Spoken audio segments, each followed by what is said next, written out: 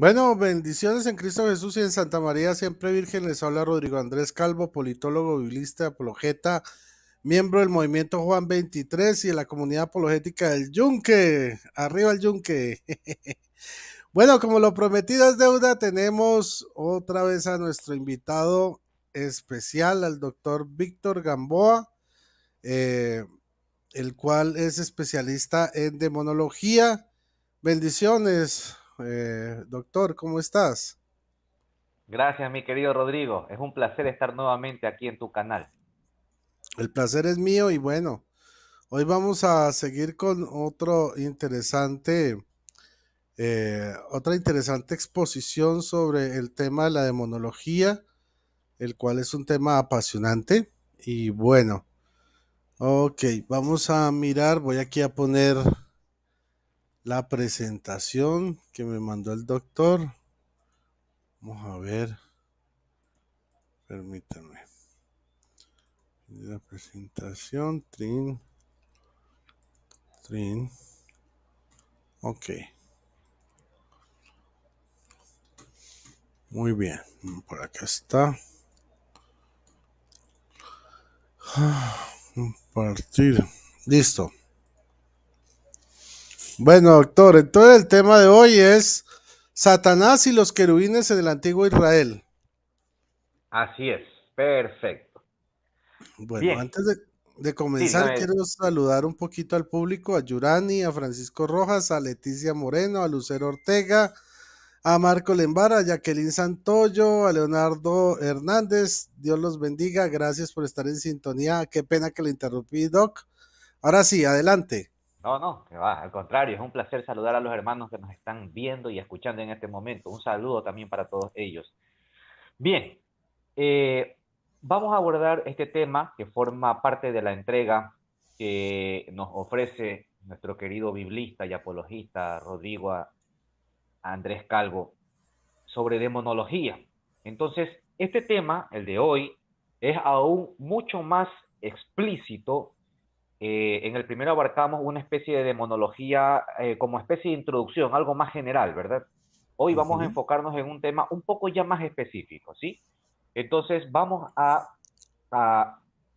como que si fuese un aula de ciencias bíblicas, así que vamos a tratar el tema desde la parte más crítica, histórica y por supuesto teológica posible. Bien, ok, vamos a tratarlo desde el punto de vista cronológico. Vamos a iniciar nosotros con el texto del Génesis en la primera diapositiva.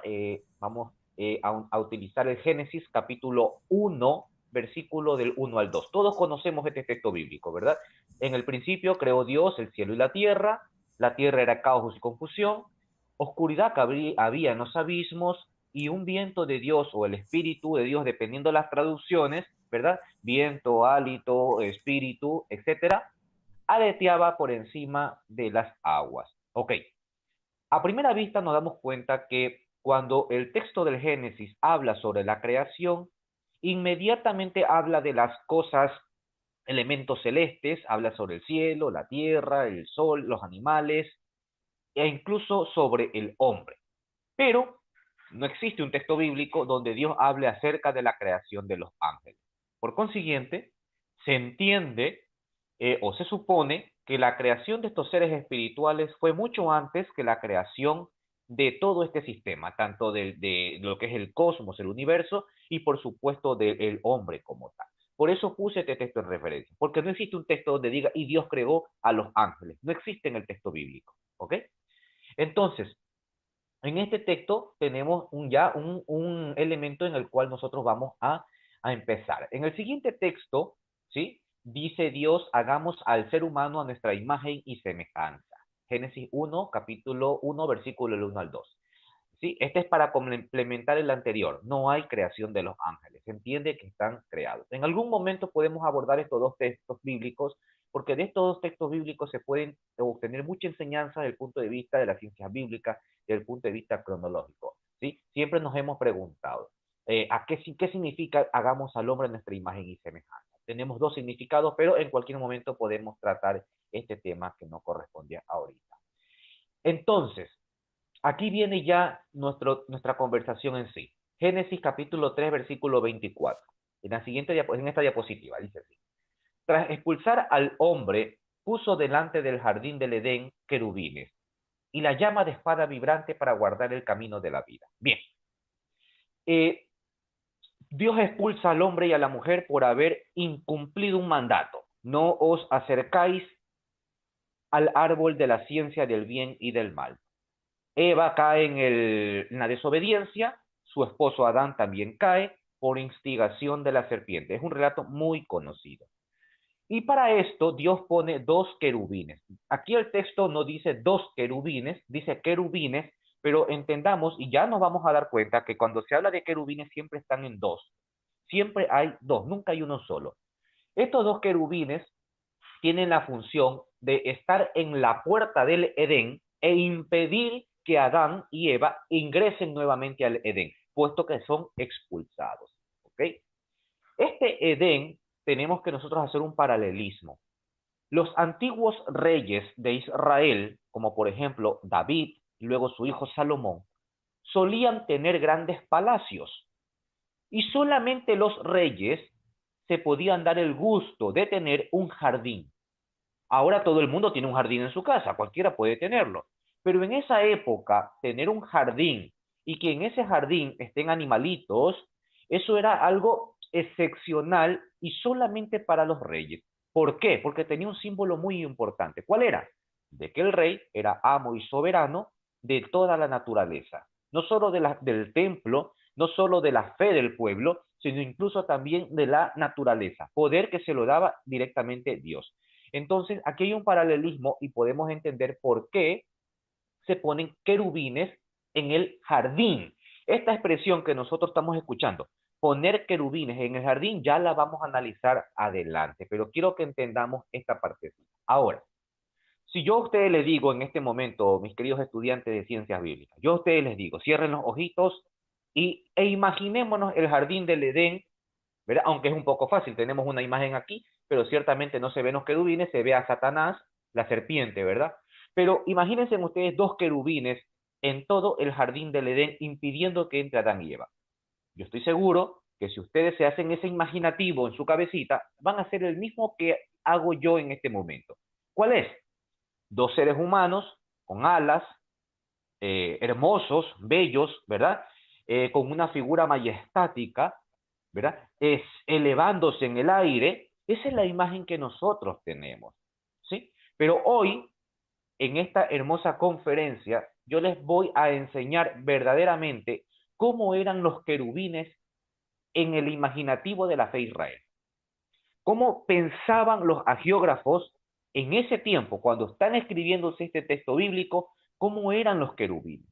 Y nos vamos a dar cuenta que es muy diferente. Entonces, en la siguiente diapositiva, antes de mostrarle cómo es un querubín, quiero recalcar, y aunque también se los dije en la conferencia anterior, que era un ángel. Que un ángel, ante todo, es un ser espiritual, ¿sí? La palabra ángelo se deriva o significa mensajero, que parte del hebreo malap, ¿ok? Y entiéndase que la palabra ángel en el texto bíblico, principalmente del Antiguo Testamento, tiene dos significados.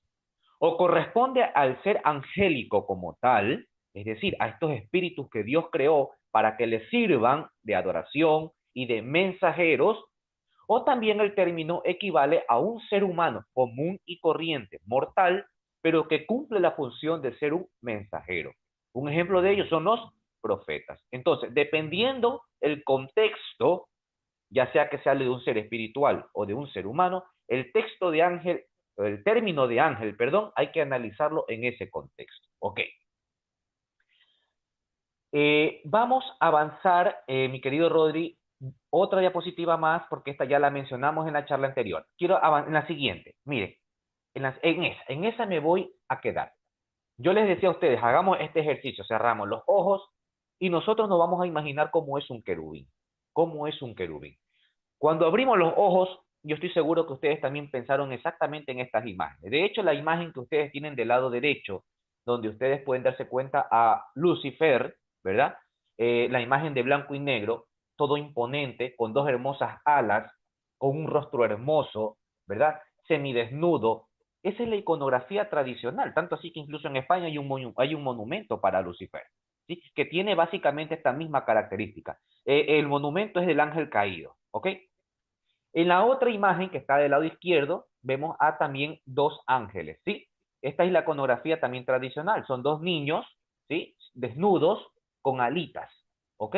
Entonces, en la izquierda tenemos los típicos ángeles y en la derecha tenemos al querubín, a Lucifer como tal. Pero al fin y al cabo comparten la misma idea, son seres humanos con alas. Bien, ahora sí, siguiente diapositiva, yo les voy a presentar a ustedes a un verdadero querubín. Este querubín que ustedes están viendo ahora son los verdaderos querubines en el tiempo de Israel. Ese es el pensamiento que tenían ellos en ese tiempo. ¿Ok? Ellos no estaban pensando en seres humanos con alas. Ellos no conocían eso.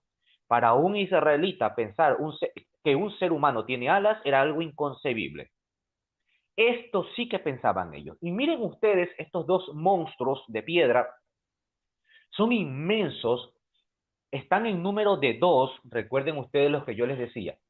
Se encuentran siempre en la entrada del templo, en el templo de Jerusalén y también en la entrada del palacio del rey. ¿Por qué? Porque estos dos querubines tenían varias funciones. Primera función era proteger al rey. Esa es la primera función, proteger al rey. Son custodios del rey. Segunda función, con ese enorme corpus inmenso, proyectaban miedo. Es decir, servían como elementos de guerra. Tercero, servían para espantar los espíritus inmundos, los espíritus impuros.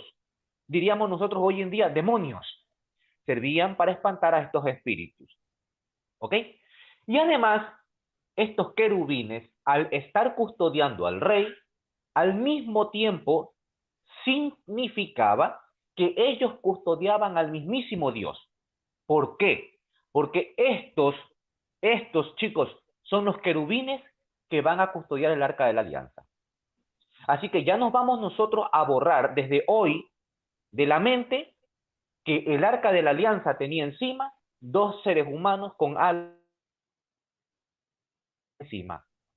Al menos en el antiguo Israel, así no era el arca de la alianza. Ese imaginativo lo tenemos nosotros ahora, con nuestro arte cristiano. Pero originalmente estos eran los querubines. Lógicamente, estos querubines inmensos de este tamaño no están en el arca de la alianza, porque el arca de la alianza es una caja pequeña, pero están a los lados custodiándolo. Ya les voy a mostrar imagen. Ahora, en la siguiente imagen tenemos una imagen mucho más referencial. Observen ustedes a la chica que está observando la efigie de este querubín. Es una chica alta y sin embargo no le llega ni siquiera el tamaño de las patas del animal. Son inmensos. Ya les voy a decir cuánto medían estos animales. Observen las características de estos animales. Miren, tienen cuerpo de toro, perdón, tiene cuerpo de león, perdón, cuerpo de león, patas de toro, alas de águila y cabeza humana. ¿Ok? Esta cabeza, y quiero que escuchen este dato, chicos, esta cabeza humana representaba el mismo rostro del rey que gobernaba en esa época. Es decir, teniendo el estudio de la datación del carbono 14, de cuando data, por ejemplo, esta efigie, podemos saber qué rey gobernaba en esa época. Y al saber qué rey gobernaba en esa época, podemos entender que el rostro que se encuentra en la efigie es probablemente la más cercana a la del rey.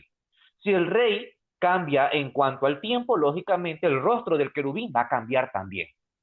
No así el resto del cuerpo, solamente el rostro.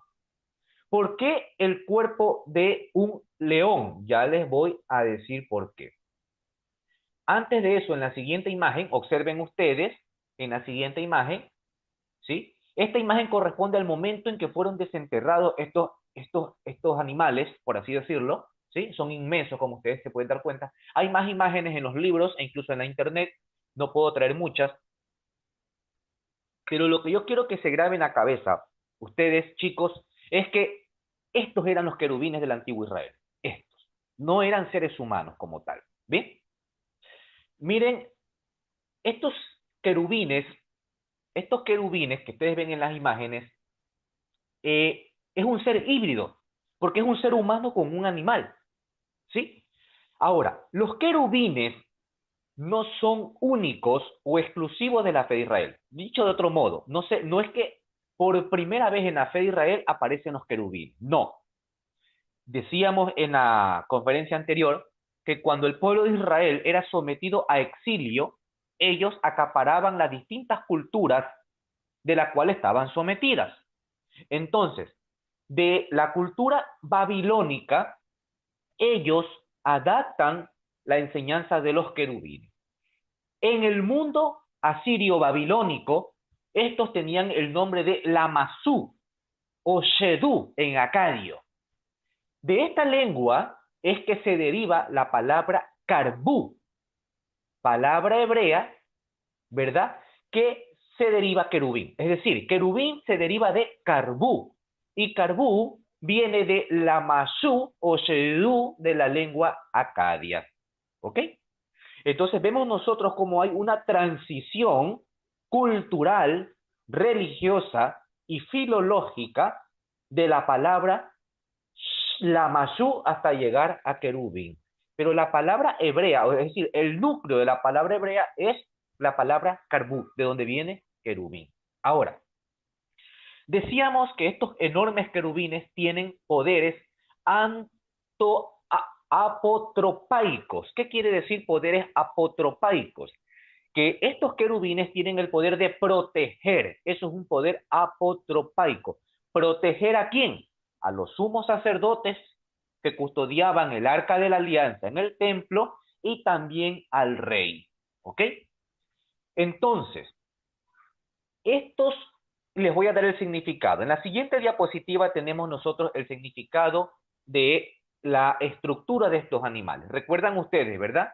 Cuerpo de león. ¿Por qué? Porque el cuerpo de león representa el poder del animal, la agresividad y además los leones son seres invencibles de acuerdo a la cultura de esa época. ¿Ok? Ellos veían al león, no por algo le llamamos al león el rey de la selva. ¿Ok? El león siempre ha tenido ese poder en el mundo animal. Un animal invencible, agresivo, pero ante todo poderoso. Las patas de toro simbolizan la autoridad, la fuerza y la potencia. Las alas del águila representan el reino de los cielos. Y la cabeza humana representa el reino terrenal. Repito, normalmente el rey de turno. ¿Por qué los querubines llevaban esta representación? Porque el querubín no solamente protegía al rey, sino que simbolizaba al rey. Por eso lleva la cara del rey. Porque el rey, que era un ser que estaba ahí por orden divina, representaba el mismo Yahvé. Entonces, si representa al mismo Yahvé, ese rey es quien custodia el reino del cielo, quien custodia todo el reino terrenal. Es aquel que tiene todo el poder y además es invencible y además tiene la potencia, autoridad y fuerza. ¿Ok? Entonces, el querubín reflejaba directamente a Yahvé y directamente al rey, que era el representante de Yahvé. Es por eso que los querubines eran extremadamente importantes en el antiguo Israel. ¿Bien? Miren ustedes en la siguiente diapositiva. Aquí tenemos nosotros el gran palacio. Para los hermanos, no sé si hay hermanos evangélicos o de alguna fe protestante que nos están haciendo el favor de vernos y escucharnos. Y que creen erróneamente que los judíos no tenían imágenes. Observen ustedes, este es el templo, dotado de imágenes por todos lados. Cualquier judío que esté en este momento escuchándonos me dará la razón. El templo de Jerusalén estaba plagado de imágenes y no por eso se le estaba dando culto de adoración. Ellos lo sabían perfectamente, como los católicos sabemos perfectamente que tener imágenes bajo ningún concepto es un culto de adoración. Así que no estamos transgrediendo la ley judía. Vemos, aquí les traigo pruebas, yo no he venido a hablar por hablar. Ustedes están viendo las imágenes. Ustedes están constatando lo que yo les estoy diciendo y no se van a quedar con lo que yo les estoy diciendo. Yo los incentivo a que ustedes investiguen. porque el estudiante de ciencias bíblicas tiene tiene la obligación de seguir profundizando en el tema, ¿ok? Miren, observen ustedes al sumo sacerdote con su túnica blanca. ¿Qué está haciendo el sumo sacerdote? Está ofreciendo incienso. Ustedes han visto al sacerdote católico cuando está cerca del altar, en una ceremonia especial. ¿Qué hace el sacerdote? Ofrece también el incienso, porque el incienso, ¿qué representa? Las oraciones de los santos. Aquí vemos a un sumo sacerdote ofreciendo incienso. ¿A quién? ¿Al querubín? No. Observen lo que está debajo, casi a los pies del sumo sacerdote. Está el arca de la alianza. Ahí abajo está el arca de la alianza. ¿Y quién está custodiando al arca de la alianza? ¿Cuál es ese animal que está con las alas desplegadas? Ahí se ve en la imagen 1. Son 2, siempre a los costados. Es un querubín. Son los querubines. ¿Ok? Entonces, el arca de la alianza, ¿por qué era tan importante? Exacto, gracias, Rodri. Ahí está el arca de la alianza. ¿Por qué es importante? Porque los israelitas decían que en ese pedazo de estructura, ahí vivía Yahvé, ahí vivía Yahvé. No en todo el templo, sino que ese era el santo, el lugar santo. Ahí habitaba Yahvé. Entonces, como dijimos anteriormente, el querubín tiene la función de proteger no solo al sumo sacerdote, sino principalmente ¿a quién? A Yahvé, que se encuentra ahí, en el arca de la alianza. Bien, miren ustedes las paredes, está dotada de querubines. Querubines por todos lados. ¿A qué judío se le ocurriría que estaría adorando a esos querubines? A nadie.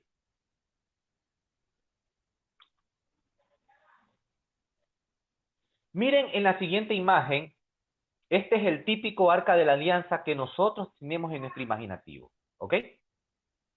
Un poco parecido al arca de la alianza anterior en cuanto a la estructura de la caja, pero esas dos efigies que están arriba, de seres humanos arrodillados con alas, es la que no corresponde a la realidad histórica de la fe de Israel en ese tiempo, ¿ok? Ya esta es una iconografía, lógicamente, muy, muy moderna, diríamos, ya posterior, y más que todo cristiana como tal, ¿ok? Lógicamente eran de oro, eso sí, es indiscutible, el Arca de la Alianza era completamente de oro porque el oro, ¿sí? En todas las culturas ha simbolizado siempre la esencia o el material de los dioses. Por ejemplo, el oro líquido era en la antigua cultura prehispánica, era considerada la sangre del dios Sol, ¿ok? El oro siempre ha sido el material más importante, el mineral más importante. Ahora, en la siguiente diapositiva, ¿sí? He traído la imagen del arcángel San Miguel, que es la imagen que todos conocemos. Yo también las tengo aquí en mi biblioteca. Yo estoy seguro que más de uno de ustedes también las tiene, ¿ok? Pero este arcángel Miguel que ustedes pueden observar, ¿qué detalles pueden ver ustedes en esta imagen? No solo que tiene cuerpo humano, ¿ok? Que como ya podemos darnos cuenta, los ángeles no tienen cuerpo humano, sino que además tiene la vestimenta típica de un soldado romano. Porque este arte está basado en su tiempo, ¿ok? Y lo que quiere representar es el poderío cristiano dentro del orbe del Imperio Romano. Entonces vemos nosotros a Miguel con toda la vestimenta, con toda, exacto, exacto, Juana. Por eso los evangelistas tienen la representación de águila, toro, león y buey, que simboliza al mismo tiempo, y me alegra que lo hayas dicho, simboliza también directamente a los querubines, ¿ok? Tiene las mismas características de los querubines. Es como que si dijera el texto que los evangelistas son los custodios de Dios, los custodios de proteger, en este caso, toda esa esencia divina que se encuentra contenido en los textos del Evangelio, quien ahora Jesucristo es la representación viva del Padre, de Yahvé. Me encanta que hayas hecho ese paralelismo, es muy importante que lo hayas hecho. Entonces, acá en la imagen vemos a un Miguel con una estructura romana, ¿no? Con una iconografía de un soldado romano. Lógicamente, esto es arte cristiano. A ver, por el hecho de que tenga este arte, no vamos a desecharlo tampoco, no, no. Nosotros somos personas inteligentes, ¿ok? Nosotros nos adaptamos a las culturas, nos adaptamos al tiempo. Ya por eso no van a coger a su imagen de San Miguel y la van a desechar en lo absoluto. No, estamos hablando simplemente de ciencias bíblicas, de historia, cómo se fue desarrollando el arte poco a poco, ¿ok? Miren ustedes la imagen que ustedes tienen a su lado derecho. Es probablemente una de las primeras imágenes tallada en piedra de Satanás. Aquí Satanás tiene forma humana, su rostro ya es un poco deformado, y observen ustedes que está prácticamente sojuzgando a un demonio inferior a él. Casi no se observa, por lo deteriorado de la imagen, el rostro del demonio que está siendo sojuzgado, más sí sus manos. Observen sus manos, unas manos como de reptil, ¿ok? Los demonios eran simbolizados también como humanos animales. En este caso, este es Satanás. Ahora, chicos, miren, en la siguiente diapositiva que nosotros hicimos referencia sobre la expulsión de Adán y Eva en el jardín del Edén. Aquí tenemos en la ilustración una imagen no tan real, que es la imagen pequeña, porque ya sabemos que los querubines no eran seres humanos, ¿ok? No tenían en la iconografía del pueblo de Israel esa estructura, sino más bien en la del lado derecho. Entonces, ¿por qué dice en el texto del Génesis capítulo 3:24 que la espada estaba encendida y que giraba en todas direcciones? ¿Por qué? Porque estos animales no pueden agarrar espadas, que no tienen manos, tienen patas. Entonces, esa espada que gira, ¿sí? Es porque los israelitas tenían conciencia de que los querubines, al ser animales híbridos, no pueden sostener una espada, ¿ok? El árbol, miren, aquí voy a hacer, y no quiero confundirlo, solamente voy a hacer voy a dar un detalle histórico, cultural de esa época. Los antiguos cananeos creían, cuando se escribe este texto bíblico, ellos creían que, observen ustedes atrás hay la presencia de Dios, dice un humo blanco, al fondo de la montaña, ¿verdad? Si lo ven ustedes, al fondo de la montaña hay un humo blanco. Jesús cuando iba a orar, ¿a dónde se iba? A la cima del monte, ¿verdad? Ok. Ahí dice la presencia de Dios. ¿Qué Dios estaba ahí? Yahvé. Arriba, en el humo blanco, o sea, exacto. Ahí está la presencia de Yahvé. Abajo se encuentra el árbol de la vida. El árbol de la vida. ¿Quién era el árbol de la vida para los antiguos cananeos? Era una diosa que ustedes la conocen, está en la Biblia y que muchas veces nos pasamos desapercibida. Era la diosa Astarte, también llamada Asheró.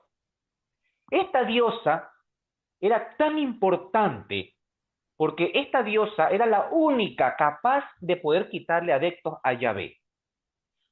Porque esta diosa era la diosa del conocimiento, el árbol de la vida. ¿Ok? Era la diosa del conocimiento. Entonces, cuando Dios dice, no comáis del árbol de la vida, está haciendo referencia para el pensamiento, repito, para el pensamiento de los antiguos cananeos, no os ofrezcáis culto a la diosa Astarte, porque yo Yahvé soy tu único Dios, estoy encima de Astarte, por eso estoy atrás en la cima del monte. ¿Y qué es el árbol del conocimiento? Sencillamente es saber utilizar el libre albedrío para poder decir, no quiero a Yahvé, yo quiero a Astarte, porque Astarte es la diosa de la fertilidad y Yahvé es un dios opresor. Repito, pensamiento cananeo de la época. Nosotros los cristianos tenemos ya otra interpretación, lógicamente como cristianos católicos, de acuerdo a nuestra fe basada en la luz del Espíritu Santo, ya tenemos nosotros otra interpretación. Lo que yo simplemente quiero como profesor de ciencias bíblicas es sencillamente transportarlos en el tiempo, que conozcamos las dos caras, ¿ok? Que conozcamos las dos caras y que tengamos un conocimiento más amplio de las ciencias bíblicas para que veamos la riqueza, lo hermoso que es las ciencias bíblicas, ¿sí? Que no es algo no es algo cuadrado, sino que al contrario, es muy amplio y maravilloso, ¿ok? Bien, entonces, los querubines que ustedes ven ahí, con cuerpo de león, alas, etcétera, que ya lo hemos mencionado, están custodiando ¿a quién? A Yahvé. Y ellos están impidiendo que el hombre vuelva hacia Yahvé, porque al usar su libre albedrío decidieron darle culto a Astarte. De acuerdo a ese pensamiento y de acuerdo a nuestro pensamiento, cayeron en la tentación de Satanás y fueron arrastrados por la desobediencia al querer ser igual ellos, igual a Yahvé. Es decir, ustedes quisieron ser dioses. como Satanás le dijo, si coméis del árbol del bien y del mal, serán dioses y conocerán el bien y el mal. ¿Ok? Bien. Aquí les traje entonces las dos interpretaciones. Bien, ahora, en la siguiente diapositiva, yo les dije a ustedes que les iba a decir cuánto medían los querubines. Dice el texto bíblico en Primera de Reyes 6:25, que cada querubín tenía 10 codos de alto. 10. Los dos querubines tenían la misma talla. Entonces, ¿cuánto mide un codo en nuestra medición actual? 45 centímetros. Si hacemos la multiplicación, los 10 codos equivalen a 5 metros. Entonces, ustedes imagínense estar parados frente a dos estructuras híbridas de 5 metros de altura. Eso les causa impresión, ¿verdad? O sea, es algo majestático ver algo sorprendente, estas moles, estos animales inmensos. Ahora ustedes imagínense, retrocedamos 2000 años atrás, donde el ser humano no tenía conocimiento de casi nada de la ciencia, donde eran extremadamente supersticiosos, donde ellos, al ver a estos animales de ese tamaño, infundían temor, pues. Ellos no querían ni siquiera pasar por esas puertas, porque además sabían que estos animales podían traer el castigo de Yahvé, ¿ok? Y para los enemigos su destrucción. Entonces, si para nosotros estar frente a una estructura de 5 metros nos causa bastante asombro, imagínense ustedes a estos hombres del antiguo Israel. Entonces, ¿cuánto medía cada querubín? 5 metros de altura. En la siguiente imagen, ¿sí? Observen ustedes, no lo digo yo, lo dice la Biblia. Primera de Reyes 6:29. ¿Qué dice el texto? Que las paredes de la casa, es decir, del templo y del palacio, estaban rodeadas ¿de qué? De imágenes. Repito, ¿de qué estaban rodeadas? De imágenes, de figuras de querubines, de palmeras y de flores abiertas, tanto en el santuario, es decir, donde se encuentra Yahvé, en el santuario, como en el interior y en el exterior. ¿Ok? Y a nadie se le ocurriría que estaban adorando estas imágenes. ¿Sí? E incluso, custodiando el arca de la alianza, aquí en esta imagen no se puede apreciar bien, pero hay una parte azul en el centro, no sé si las podamos ver. Ahí, en esta imagen, ahí exacto, es una especie de tela. En esa especie de tela también están grabados los querubines. Es decir, que no solamente estaban grabados en las paredes, sino también en las telas que cubrían el santo santuario. Se pintaban los ángeles de piel blanca y rubios para reflejar que eran seres iluminados. Sí, exacto. Se los representaban con ese color de piel, rubios, exactamente, así es. Pero esto ya corresponde a la Edad Media en adelante. Bien. Siguiente texto, Ezequiel 10:14, ¿sí? Aquí vemos otra vez al querubín, ¿sí? Con las características que ya les he mencionado. No los voy a repetir, ustedes ya lo saben, ¿ok? Bien. Tenemos los textos para corroborar, para que no crean que Víctor se ha venido a inventar todas estas cosas que quizás por primera vez ustedes lo están escuchando. Quizás otros ya lo sabían y estamos reforzando nada más, ¿ok? Miren ustedes el siguiente texto. Se encuentra en el Salmo 18:10. He utilizado la Reina Valera por si algún hermano no católico también nos está escuchando y viendo. El texto dice así: en mi angustia invoqué a Yahvé y clamé a mi Dios. Desde su templo oyó mi voz y clamó delante de él. Llegó a sus oídos. Y observen esta palabra. Y cabalgó sobre un querubín. ¿Cómo Dios cabalga sobre un querubín si un querubín fuera un ser humano, por ejemplo? Ok, es que ellos saben perfectamente que un querubín es un animal que se puede cabalgar. ¿Sí? Entonces vean ustedes la imagen, ahí la imagen representa a Yahvé, el hombre de pelo blanco, barba blanca representa a Yahvé. Lógicamente el querubín no es un caballo, pero no hay una imagen mejor que yo pueda tener como referencia para unir a los dos personajes, pero nosotros ya tenemos en la cabeza la imagen de un verdadero querubín. ¿Ok? Entonces nos hacemos la idea de este hombre que viene a representar a Yahvé montado en un querubín. de ellos desde antiguo creían que un querubín era un animal. Entonces, en la siguiente diapositiva, ¿de dónde viene la idea de un querubín con forma humana? Porque de algún lado tuvo que haber venido, que es lo que ha perdurado hasta nuestros días. ¿Ok? Siguiente diapositiva. Estos son los querubines, todos son Lucifer por si acaso, o Satanás, aunque yo ya en el programa anterior, yo ya hablé acerca de Lucifer, pueden buscar en el canal de Rodri, ahí ya tenemos nosotros el programa anterior donde yo hablé sobre Lucifer como tal. Yo prefiero llamarle Satanás, no Lucifer. Si quieren saber el por qué, los que no estuvieron en la primera charla, vayan al canal de nuestro hermano, de Rodrigo, ahí sabrán la respuesta. En todo caso, aquí tenemos nosotros a Satanás, ¿sí? Es un hombre con alas, ¿ok? Un hombre con alas. Entonces, ¿de dónde sale? Miren, aquí está la respuesta, en la siguiente diapositiva. Este arte que ustedes están viendo aquí tallado en piedra es probablemente, casi probablemente, la primera iconografía del arte cristiano que tenemos sobre ángeles con cuerpo humano y con alas. Se las he traído a ustedes para que las tengan, pueden hacerle captura. Es la primera, se encuentra en la Basílica de San Pedro en el Vaticano, se encuentra en un sarcófago de Junio Basso. Este sarcófago fue construido en el año 359 después de Cristo y contiene la primera representación de seres alados en toda la cristiandad. ¿Ok? Estamos hablando del año 359, mediados del siglo IV. Entonces, ¿qué quiero decir con esto?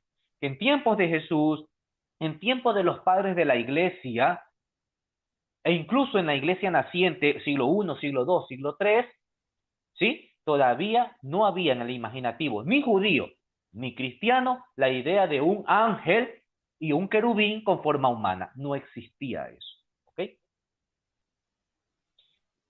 Bien, ahí hemos llegado nosotros con el tema del querubín como tal. Nuestra charla tiene dos estructuras, el querubín como tal y ahora sí, Satán.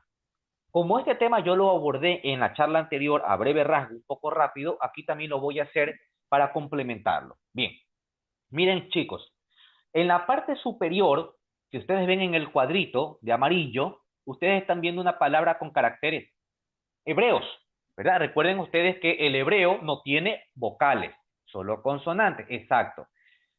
Ahí donde Rodri nos señala es la palabra Satán en lengua hebrea.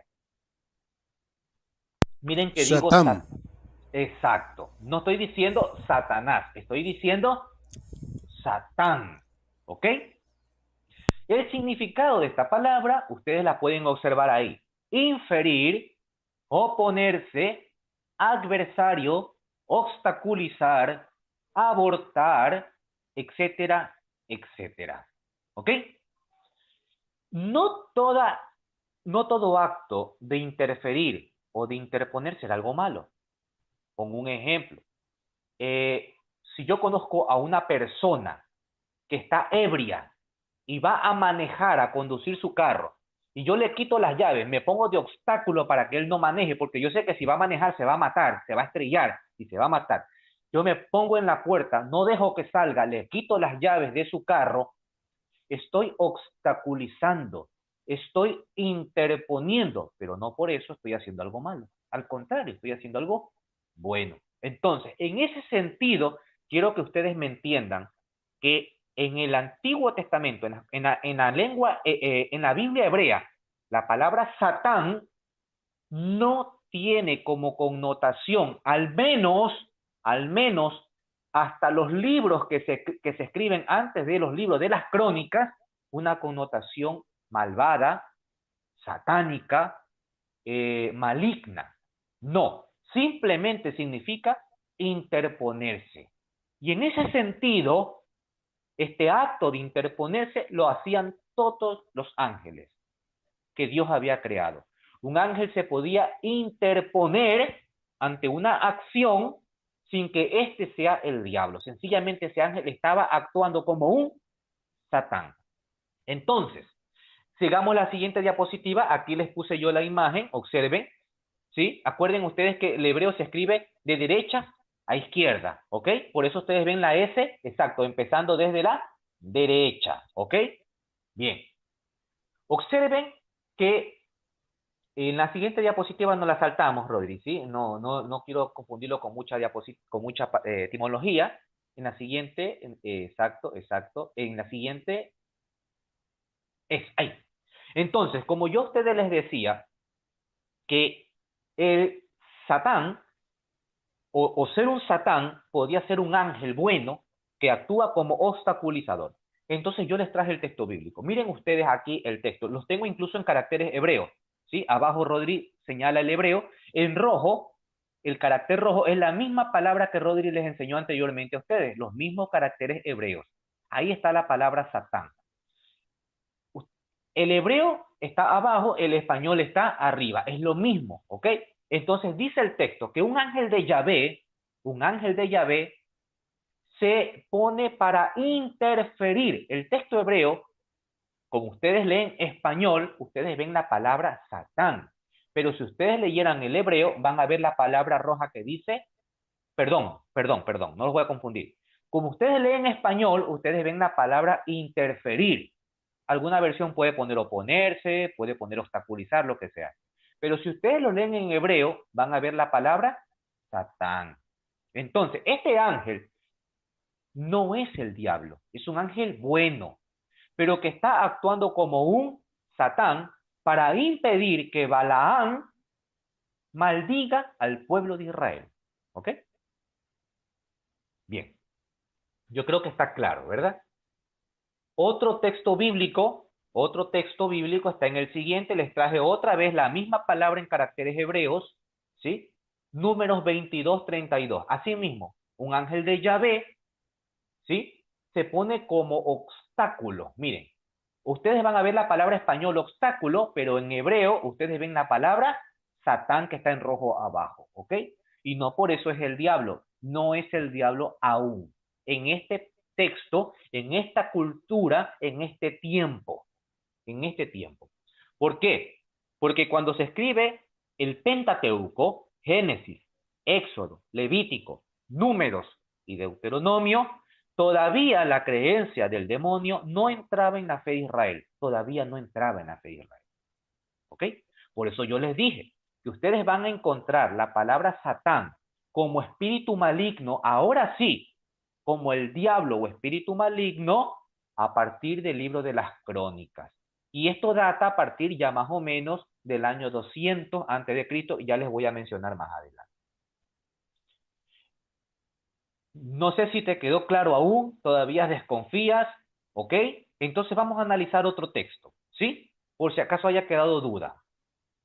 Yo sé que quizás a veces se torna un poquito de dificultad, porque quizás a veces es la primera vez que lo escuchamos, ¿sí? Creo que estas enseñanzas, bueno, deberían enriquecer nuestra fe, pero a más de uno en primera instancia le mueven el piso, ¿no? Porque no es lo que se imaginaba que era. Y por eso es tan interesante. Adelante, doctor, no lo interrumpo más. Gracias, mi querido Rodri. Por eso yo les dije que ustedes van a ser ahora estudiantes de ciencias bíblicas, ¿ok? Entonces, vamos a analizarlo desde ese rigor, ¿sí? Desde ese rigor desde la ciencia bíblica. Miren, ahora vamos al Nuevo Testamento, ¿ok? Este texto que todos ustedes lo conocen, ¿sí? Donde Jesús le dice al primer papa, a Pedro, a nuestro San Pedro, ¿qué le dice? Quítate delante de mí, Satanás. Eres piedra de tropiezo, porque no estás pensando en las cosas de Dios, sino en las cosas de los hombres. ¿Ok? ¿Qué quiere decir el texto? ¿Que Satanás, que Pedro era el diablo? Lógicamente no. Entonces, si analizamos tal y cual como sucedió en el Antiguo Testamento, entenderemos que el término griego Satanás también tiene exactamente que el término hebreo Satán, las dos connotaciones, que representa solamente el acto de obstaculizar, como también representa al ser angélico, malévolo, perverso, que es el diablo. Entonces, como yo soy inteligente y analizo los textos bíblicos, ¿verdad? Y entonces yo lo tengo que poner en mi contexto. Yo sé que Pedro no es Satanás, no es el diablo, que al contrario, es el personaje preeminente de los 12 apóstoles. Por consiguiente, no le voy a dar la interpretación del diablo a Pedro. Entonces yo tengo que entender que cuando Jesús le dice a Pedro, apártate de aquí, Satanás, sencillamente le está diciendo, no seas obstáculo. Eso es todo lo que le está diciendo. De hecho, perdón, en el siguiente, después de decir Satanás, aclara Jesús, me eres piedra de tropiezo. Ujú. Así es, Entonces está efectivamente. obstaculizando, claro. Efectivamente, el texto mismo da la respuesta incluso, como lo dice Rodri. Ahí está el texto. ¿Ok? Digo esto porque yo sé, para Rodri y para mí es algo normal, pero créanme que hermanos me preguntan, ¿Pedro estuvo poseído por el diablo? ¿Por qué de Pedro, Jesús que, por qué le dijo a Pedro le dijo que era el diablo? No, es que Jesús nunca le dijo a Pedro que era el diablo. Ya sabemos entonces la respuesta. Entonces, ahora sí, ¿verdad? Siguiente diapositiva, ya nos quedó claro, ¿verdad? Ahora sí que quedó claro, comencemos con el término Satán. Entonces, si nosotros dijimos, en la siguiente diapositiva, si nosotros dijimos que el término Satán evoca a un ángel bueno que simplemente actúa como obstaculizador, entenderemos ahora sí que el Satán del libro de Job no es el diablo.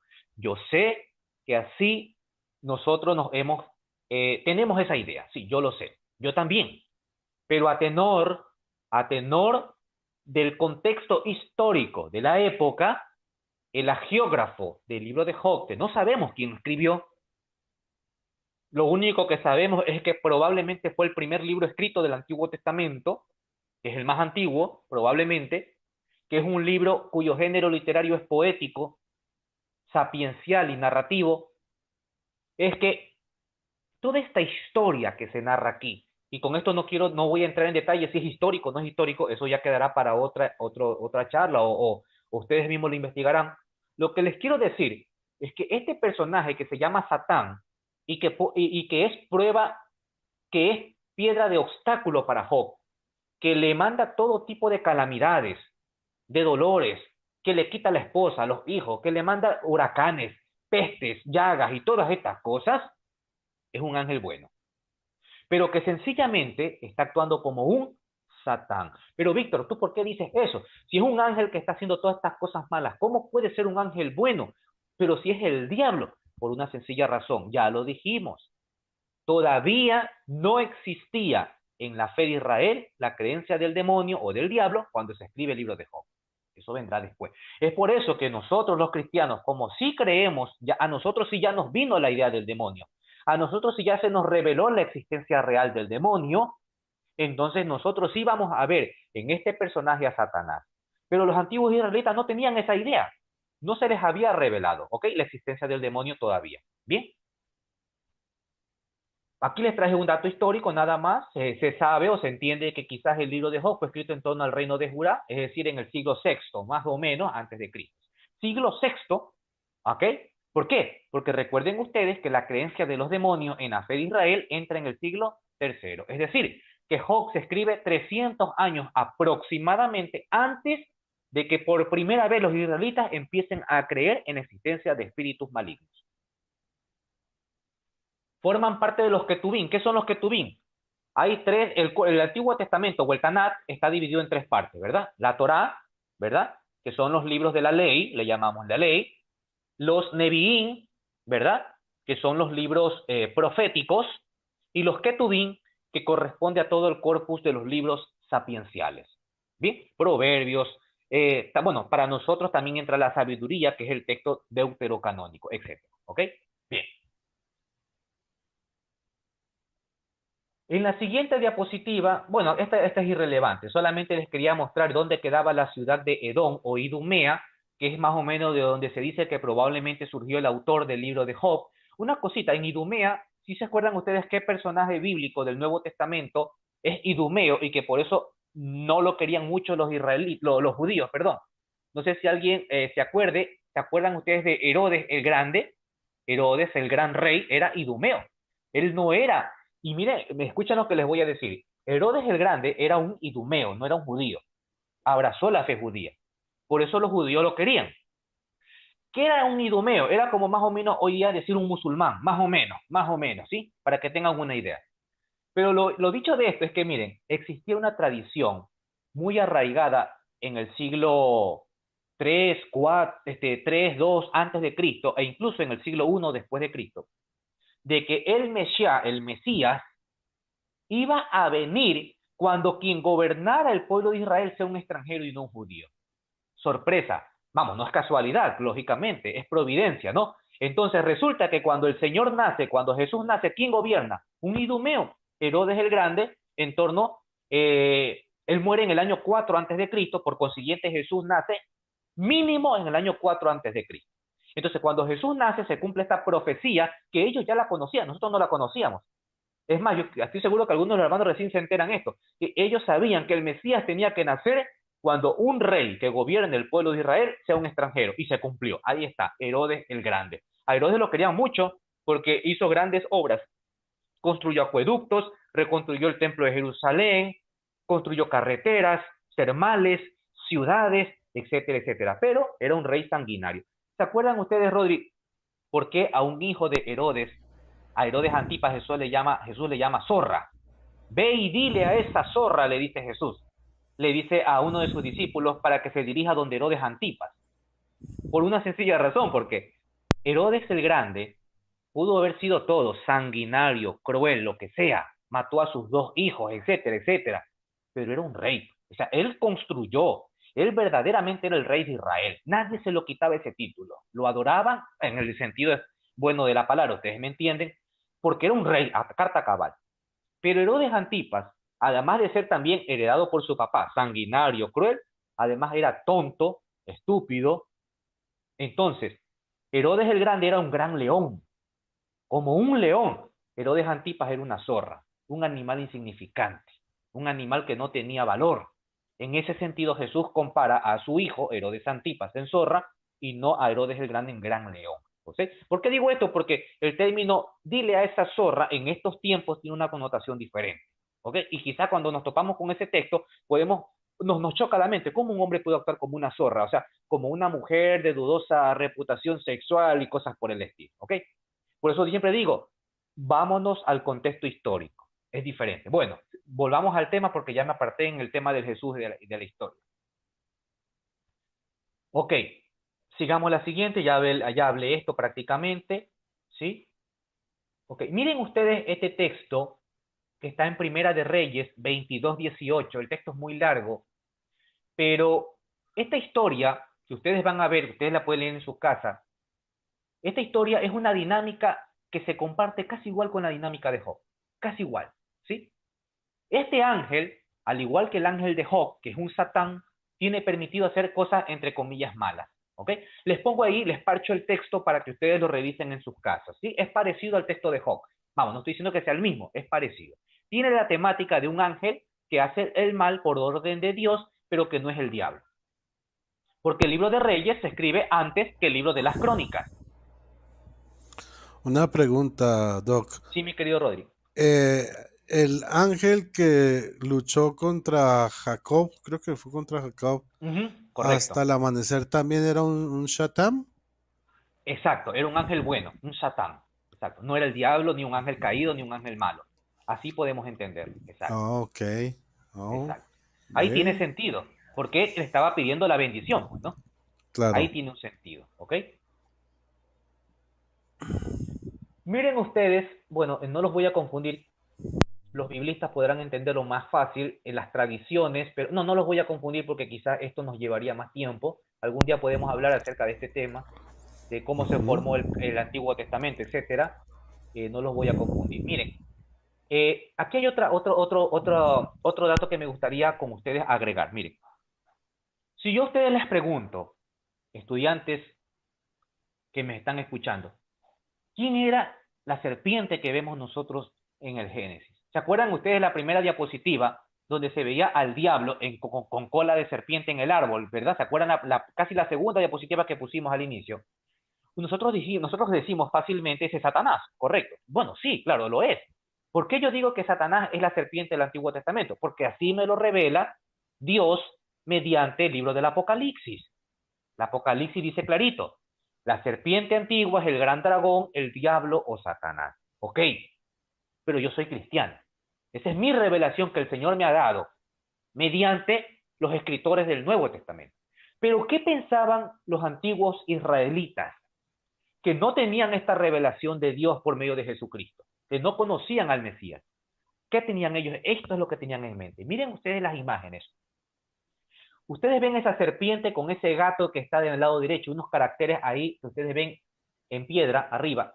Sencillamente, este animal, la serpiente, que a veces también solía aparecer como un gato, el gato de Heliópolis, que tiene forma de un miutí, no es otra cosa más que la serpiente Apophis.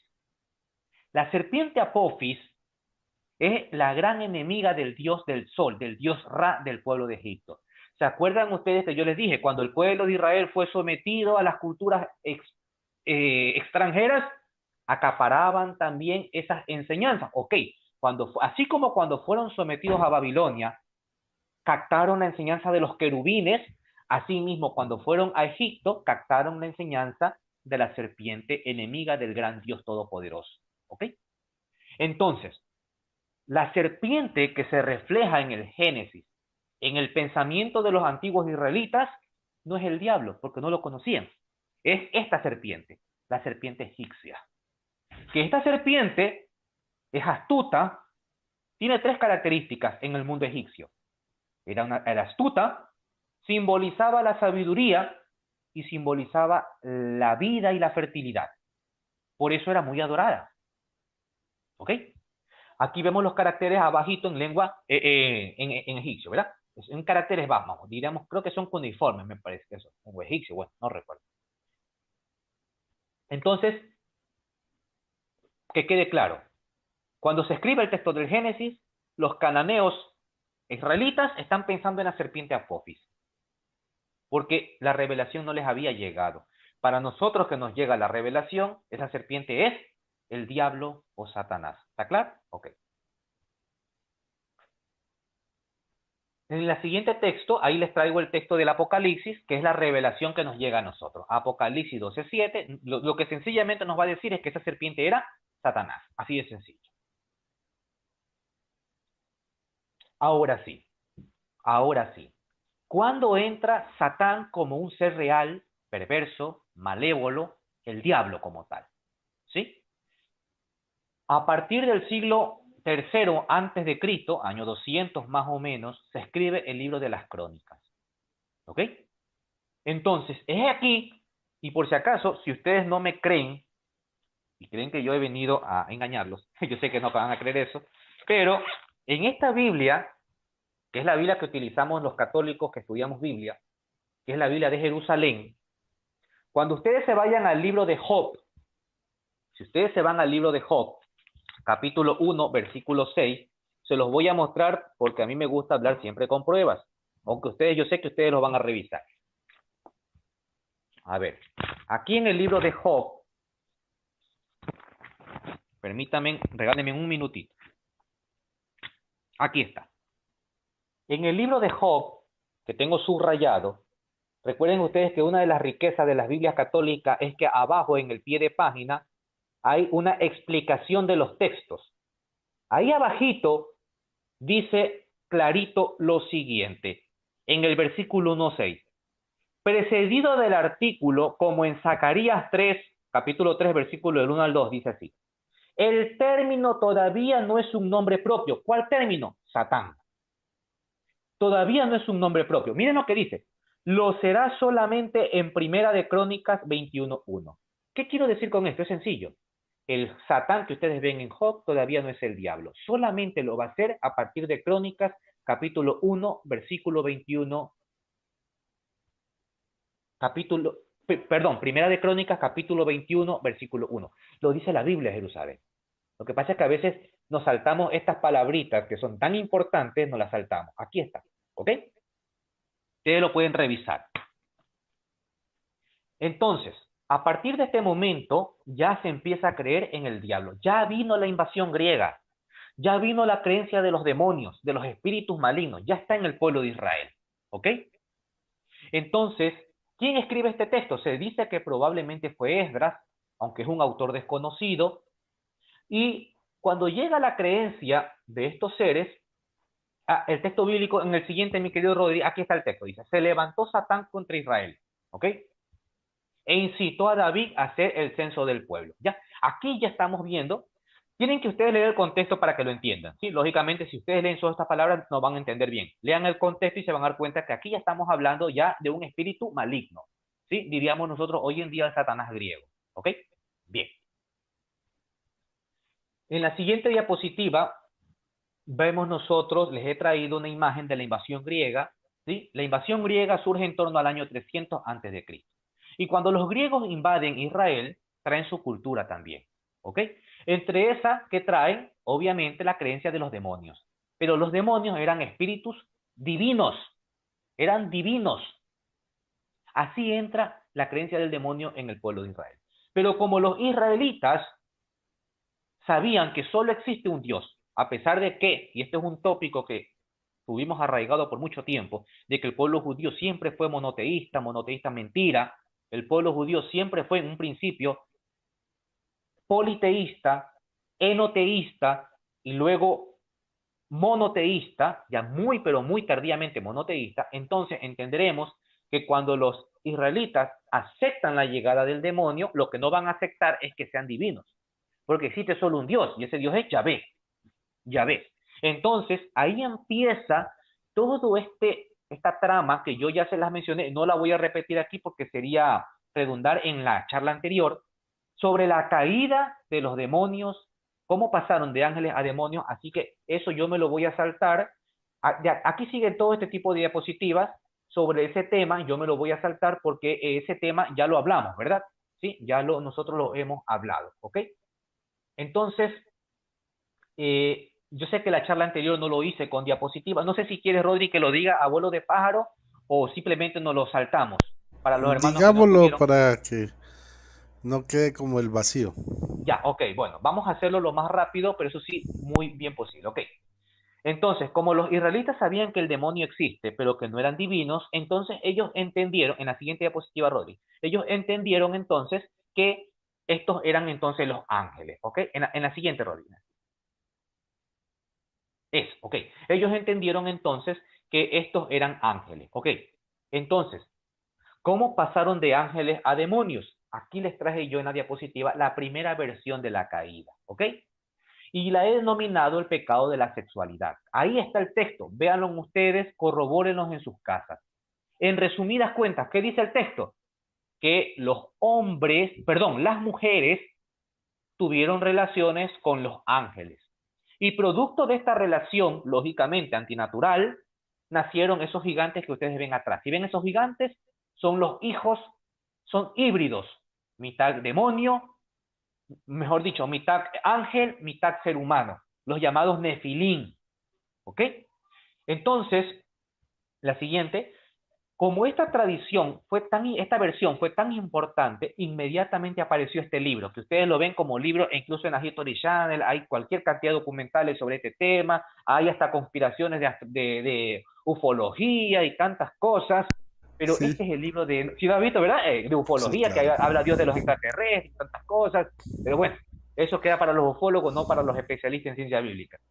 Cualquier especialista en ciencia bíblica dirá que ahí no tiene nada que ver los extraterrestres, pero bueno, es cosa de los ufólogos. Ujú. Este libro, el primer libro de Enoch, ¿sí? Surge por esta tradición, por esta versión de los Nefilim. Lo que va a hacer el libro de Enoch es ampliar el contexto. Así que fue tan importante, muy importante. Este libro de Enoch, sorpréndanse en ustedes, que es mencionado en la epístola de Judas. Y es por eso que la epístola de Judas en el concilio de Hipona en el 393 después de Cristo casi que no pasa como libro canónico del Nuevo Testamento. Porque antes hablaba yo en un grupo con algunos hermanos, algunos creen que la inspiración del Nuevo Testamento se llevó del cielo. O sea, Dios dijo, aquí están los 27 libros, tengan, son inspirados por Dios y a partir de este momento lean. No, no, señores, así no fue. La canonización de los libros del Nuevo Testamento fue un consenso de los obispos católicos que se reunieron en concilio, obispos, cardenales, todas las máximas autoridades, y ellos eligieron mediante votación, lógicamente guiados por el Espíritu Santo, y determinaron qué libros entraban, qué libros no entraban. ¿Qué libros no entraron en el primer concilio? No entró Santiago y no entró Apocalipsis. ¿Por qué no entraron? Santiago porque con su enseñanza de que la salvación viene por las obras, aparentemente contradecía a Pablo que la salvación viene por la fe. Y Apocalipsis se queda afuera en el primer concilio porque con su capítulo 20, un capítulo básicamente casi que gnóstico, se quedaba también afuera. Y se quedaron afuera, señores. No pasaron. Por eso que a estos dos libros le llamamos deuterocanónicos del Nuevo Testamento. Pero Judas pasó con un voto, raspando.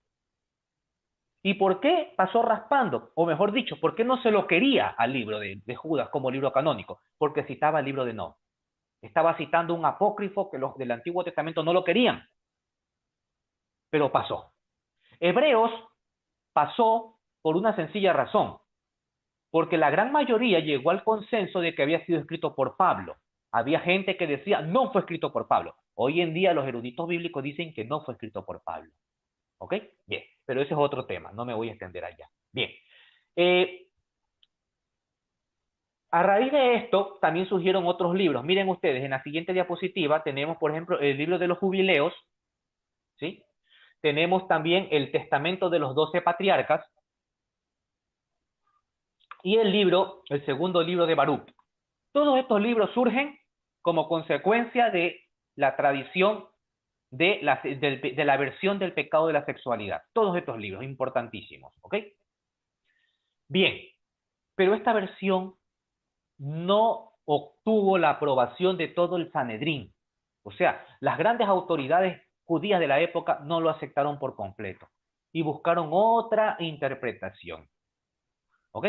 ¿Y por qué otra? Porque sencillamente la caída de los demonios surgió en tiempos de Noé y ellos decían que por tradición oral eso no podía suceder, que eso tenía que haber sido anterior. Así que buscaron la segunda versión a la que le he llamado el pecado de la envidia, que es un pecado más decente, porque aquí ya no vemos el pecado de la sexualidad, que es más indecente y que además es antinatural entre un espíritu y un humano. Entonces la envidia surgió sencillamente porque, y los textos bíblicos siguientes nos corroboran, como Job, Proverbios, etcétera, que vamos a ver en la siguiente diapositiva, de que por la envidia entra el pecado. ¿Ok? Entonces, en la siguiente, Rodri, vamos a entender los israelitas de que estos demonios se rebelaron por envidia. ¿Qué envidia? De que Dios creó al hombre a su imagen y semejanza y a ellos no. A ellos simplemente lo creó como ángeles. Entonces, fue tan importante esta tradición que surgió este libro que ustedes ven del lado derecho, La vida de Adán y Eva del paraíso. Este libro fue escrito en torno al año 100 antes de Cristo. Este libro va a relatar toda la caída de Adán y Eva por culpa de Satanás, porque ellos no querían adorar al hombre en la imagen, mejor dicho, no querían adorar a Yahvé en la imagen del hombre. Se sintieron desplazados. ¿Ok? Bien. Esta tradición también trajo desventajas. ¿Sí? Las desventajas es que este pecado, las ventajas, en la siguiente diapositiva, la ventaja es que este pecado encaja más con la naturaleza de los ángeles. Es mucho más lógico pensar que un ángel puede caer en pecado por envidia que por sexo, lógicamente, ¿no? Entonces, aquí tenemos las ventajas, ¿verdad? Además que la caída surge, lógicamente, antes de la creación del hombre, por consiguiente, cronológicamente era mucho más creíble, pero tiene desventajas. Y la desventaja está en la siguiente diapositiva, y es que básicamente el causante de la caída de los demonios era el hombre, cuando ellos sabían por tradición oral que era al revés. Bien, entonces la desecharon. La desecharon. Siguiente diapositiva, ahí les resumí yo. Siguiente, aquí ya les digo, ¿no? Ok, perfecto. La tercera versión y última, la desecharon. Aquí viene el cántico de Isaías y Ezequiel. Un judío del Sanedrín, era el presidente del Sanedrín, Simón Ben Chetat. Él, en el año 83, un 24 de junio, si mi mente no me está fallando ahora, él dijo que el pecado de Satanás, fue el pecado de la soberbia y el orgullo. Siguiente diapositiva. Pecado del orgullo y la soberbia. ¿Y en qué se basó eso? Sencillo. En el texto de Isaías, capítulo 14, versículo 12, y en el texto de Ezequiel 28. Entonces, este texto, o mejor dicho, esta versión fue tan importante, chicos, tan importante, que en el año 50 después de Cristo, miren ustedes, 50 después de Cristo, surge una obra apócrifa llamada Segundo Libro de Enoch, que incluye esta versión. ¿Ok? Entonces, las dos primeras versiones o referencias que tenemos como caída de Satanás, basándonos en el cántico de Isaías y Ezequiel, data de el año 83 del rabino Simón ben Chetaz, y la segunda es en el segundo libro de Enoch en el año 50 después de Cristo. ¿Ok? Ahí tenemos ya el origen nosotros de esta creencia. Vamos a saltarnos la siguiente porque no les voy a hablar ahorita acerca del Seol y ya eso es otra. Avancemos, Rodri, yo te aviso, ¿sí? Porque esto es hablar del infierno y podemos hacerlo en cualquier otro momento. Esto no entra ahorita, ¿ok? La siguiente, siguiente, ahí. Entonces, ¿cuál fue la peor consecuencia de esta versión? Esta versión tuvo consecuencias positivas y negativas. Voy a centrarme en las negativas. Primero, que Satanás ya se le cambia de nombre, ya se le empieza a llamar Lucifer. Así lo conocemos hoy en día, basándonos en Isaías. ¿Ok? ¿Por qué?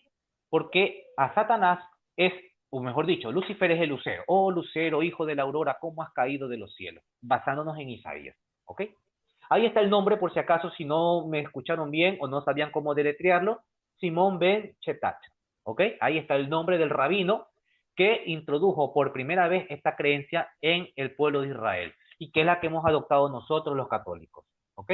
Porque la mayoría de los católicos nos quedamos, o la tradición nos quedamos, que Satanás cae por soberbia porque quiso ser igual a Dios. Eso dice el texto de Isaías. Que este gran rey, que era el rey de Tiro Baal, este rey quería ser igual a Dios, era poderoso, era rico. Entonces, en esta referencia humana de este rey, de este simple rey mortal que está en el texto de forma explícita, vemos, dice Simón ben Chetaf, de forma implícita la caída de este ángel principal, que luego sería Satanás. Está sencillo, ¿verdad? Ahí está el rey Ito Baal, en la caída de la casa de Omri. ¿Ok? Bien.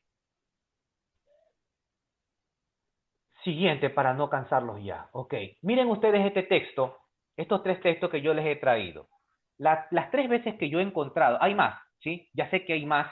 En esta diapositiva solo puse tres veces que aparece la palabra lucero, traducido al latín Lucifer, en el Nuevo Testamento, están en Proverbios 4:18, Segunda de Pedro 1:19 y Apocalipsis 22:16. En Proverbios hace referencia a la sabiduría. En Segunda de Pedro hace referencia a los profetas. Y en el Apocalipsis hace referencia a Jesucristo. Por consiguiente, el término Lucifer, latino al español lucero, en el Nuevo Testamento nunca hace referencia al diablo. Entenderemos como tradición que Lucifer, lucero y el diablo es lo mismo, basándonos en la interpretación rabina de Simón ben Chetach. Por último, y aquí ya los terminamos para ya irnos retirándonos. Yo sé que ya estamos cansados, mejor dicho, están cansados de escucharme, así que ya vamos a terminar. En el Nuevo Testamento, y aquí vamos a terminar. Miren ustedes, chicos, el Nuevo Testamento, para dar una veracidad de la caída de los ángeles, tuvo que mencionarlo cómo sucedió. Y de las tres versiones, observen ustedes cuál versión cogió la carta de Judas. ¿Cogió la versión de la envidia? No, señores. ¿Cogió la versión del rabino Simón ben Chetaf, de Isaías y Ezequiel? No, señores. ¿Cuál cogió? Miren ustedes. La primera, la del pecado de la sexualidad. ¿Qué dice? A los ángeles que no mantuvieron su dignidad. ¿Cuál dignidad? De ser seres espirituales. Y abandonaron su propia morada. Dios los encerró en cárceles eternas, oscuras, hasta que llegue el gran día del juicio. También Sodoma y Gomorra y las ciudades vecinas, que como ellos, es decir, los ángeles, fornicaron y se dejaron llevar por el uso antinatural de la carne. Sufrieron el castigo del fuego eterno y ahora sirven de ejemplo. Entonces, ¿cuál fue el pecado de Sodoma y Gomorra? Ustedes lo saben perfectamente. Ese mismo pecado se relaciona con los ángeles que no mantuvieron su dignidad, que fornicaron con las hijas de los hombres, y dice la carta de Judas que ese es el castigo, perdón, que esa es la causa por la cual los ángeles se rebelaron contra Dios y por el cual Dios los despojó de la gracia y los expulsó y los encerró en cárceles eternas. Aquí observen ustedes la expresión fuego eterno. Por cierto, ¿cuál es el primer libro del Antiguo Testamento que habla del infierno? Como nosotros los conocemos, es decir, como castigo eterno. El primer libro es el libro de Daniel, ¿ok? Ese es el primer libro. del Antiguo Testamento que ya tiene la noción de lo que es el castigo eterno, porque antes no existía. Así como el demonio, los ángeles y todo esto, la existencia del infierno ha sido paulatinamente. El primer libro es el libro de Daniel, el segundo es el libro de sabiduría, que está en los libros deuterocanónicos católicos. Por último, la segunda epístola de Pedro, escrita en torno al año 125, lógicamente no lo escribió el mismo apóstol Pedro, pero sí tiene autoría petrina. Ya algún día les explicaremos qué significa eso, si es que no lo entendieron. Esta carta petrina va a corroborar lo que dice Judas y va a corroborar lo que dice Génesis capítulo 6, versículo 1 al 4. ¿Cuál es el pecado por el cual los ángeles se convirtieron, entre comillas, se convirtieron en demonios? Ya saben ustedes. Pecado de la sexualidad. ¿Sí? Y aquí aparece una palabra nueva, tártaro. Es el infierno griego, más o menos, ¿sí? Tártaro. Es lo que viene a ser la gehenna, lo que viene a ser el infierno, ¿ok? ¿Y la Iglesia Católica qué? La Iglesia Católica, no vamos a leer todo esto porque es muy largo, ¿ok? La Iglesia Católica sencillamente adoptó las tres en un principio y poco a poco fue manteniendo hasta quedándose con la tercera versión, la del Cántico de Isaías, ¿ok? Avancemos, Rodri, avancemos, avancemos. Yo creo que esto ya nada más. Avancemos, avancemos. Otra más, eso ya no vamos a hablar. Ahí está la bibliografía, una anterior, mi querido Rodri. Ahí está la bibliografía que he utilizado. Pueden tomar captura si ustedes desean. Lo que yo les he traído no es algo que me he inventado. Traigo mis fuentes, traigo las imágenes reales, he traído también los textos bíblicos para corroborar. Y como se debe hacer en una conferencia bastante seria, donde lo único que nosotros queremos es impartir el conocimiento académico de las ciencias bíblicas, les he traído las fuentes de donde yo he podido investigar. ¿Ok? Entonces, ustedes lo que yo les he hablado, ustedes lo van a encontrar en estos grandes eruditos bíblicos, como el padre Roland de Vaux, es un sacerdote, por si acaso, no sé si lo conozcan, un erudito católico, un sacerdote erudito en Antiguo Testamento, por si acaso. ¿Ok? Bueno, les agradezco por la paciencia que me han tenido de escucharme y eso es todo en esta conferencia. Gracias. Bueno, doctor Víctor, pues increíble, definitivamente excelente su presentación. Le agradecemos enormemente pues haber compartido este tiempo con nosotros. A todos los que están conectados, no se les olvide dar su like y compartir, porque pues obviamente así también ustedes se van evangelizando y van aprendiendo también sobre la Biblia, porque a veces la llenamos de muchos mitos y de creencias mmm, que no son correctas porque simplemente ignoramos el aspecto histórico, la comprensión, digamos la revelación, cómo fue en aumento hasta llegar al Nuevo Testamento donde llega a su plenitud. Y bueno, muchas gracias otra vez al profe Víctor Gamboa, al doc, y lo esperamos en un próximo programa sobre demonología. De verdad, muchas gracias. No olviden dar su like, que si no se ha suscrito a este canal, pues lo invito a que se suscriba. Y bueno, pues tendremos muy prontamente nuevamente a nuestro hermano, el doctor Víctor Gamboa. ¿Algunas palabras de despedida, hermanito? Bueno, gracias por el tiempo. Espero no haberlos confundido, sino haber sido luz, más bien. Espero. Si hay alguna interrogante, alguna pregunta, yo creo que Rodi está siempre abierto para tenerlas presentes. Me las pueden hacer llegar en la otra entrega que vamos a tener Dios mediante. Eh, Esto se hace con el objetivo de difundir el conocimiento bíblico, ¿sí? Para los que creen que los católicos no sabemos de Biblia, como nos suelen decir, no sé si hemos escuchado esa frase que ya los católicos no saben, porque a veces creemos que el saber de Biblia es simplemente leerla, no leerla cualquiera, pero Ujú. darle un análisis crítico, darle un análisis histórico, teológico, hermenéutico, eso lo hace un católico bien preparado, ¿verdad? Entonces, estas charlas ustedes las encuentran aquí en el canal de Rodri, esta y muchas más. Rodri es un gran apologista, biblista, y por eso me siento honrado de estar aquí en el canal de mi amigo. Y si Dios quiere, pues estaremos nuevamente en alguna entrega, ¿sí? Les pido solamente que oren por mí y gracias por su presencia. Muchas gracias, doctor, y el honor es mío tenerlo acá.